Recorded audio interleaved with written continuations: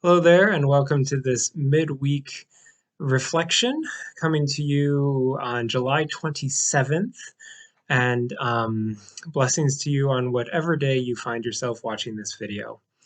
A couple of announcements before we begin.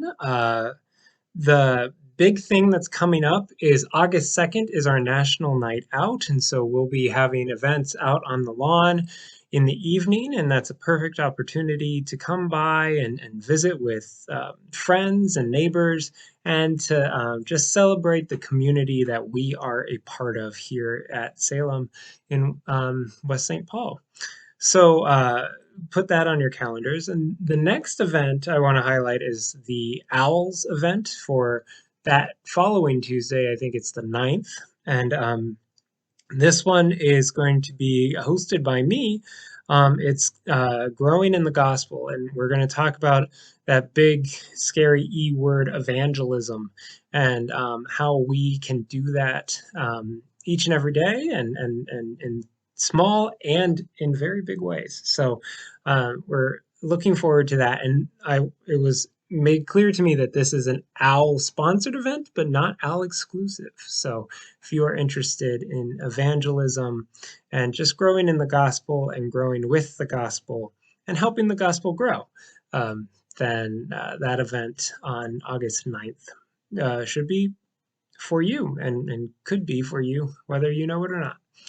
So for the reflection this week, I think the easiest kind of prop that I can use is the fact that I have moved my camera. The last two videos have been distinctly dark. Um, Never do backlit with the sun. That's just a bad idea. Also, I think I wore the same shirt on two Wednesdays in a row. So changing up perspective, changing up outfits, and what a better time to talk about a change of outlook. I've talked about this before when talking about a lens, the lens that we use. Um, but I also think it's important to figure out where we are centering ourselves, where we are placing ourselves in the story. And hence the moving of the camera, we're placing ourselves somewhere different. So we see things differently. Last week we heard Jesus teach us how to pray using the Lord's Prayer. And I know that Salem offers an activity called centering prayer. And I love that phrase, centering prayer, because I think that's exactly what the Lord's Prayer is trying to do, is center us where we are supposed to be in the story. And what I mean by that is the Lord's Prayer opens with this immediate sense of relationship with our Creator, acknowledging God as Abba, a more familiar term for Father. I talked about that last week. But then putting God's kingdom first and God's will first, it decenters us from the story. We are no longer the main characters in this plot, which can so often um, trip us up. If we put ourselves in the middle, uh, any little bump in the road can seem pretty devastating.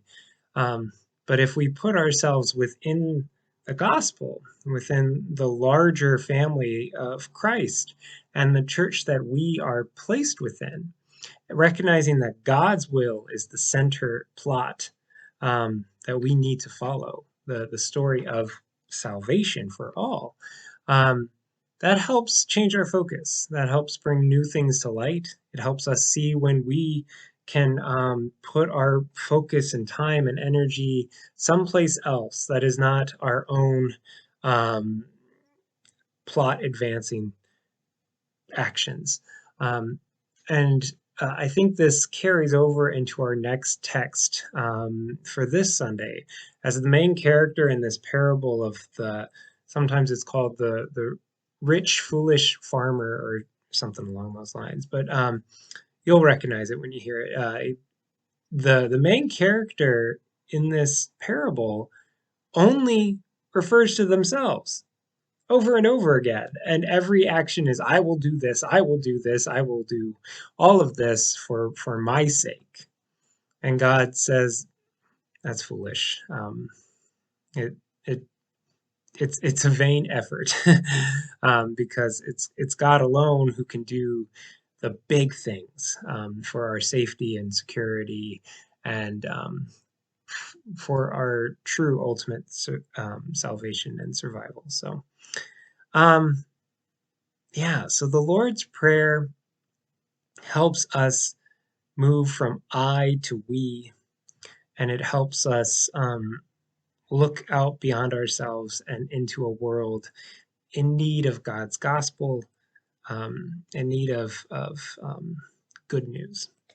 And so this week, as we continue to move through the summer, I want you to consider where you're placing yourself and where you find yourself in in the stories of our lives. Yeah. So have a great week. Blessings to you, and hopefully we'll see you around.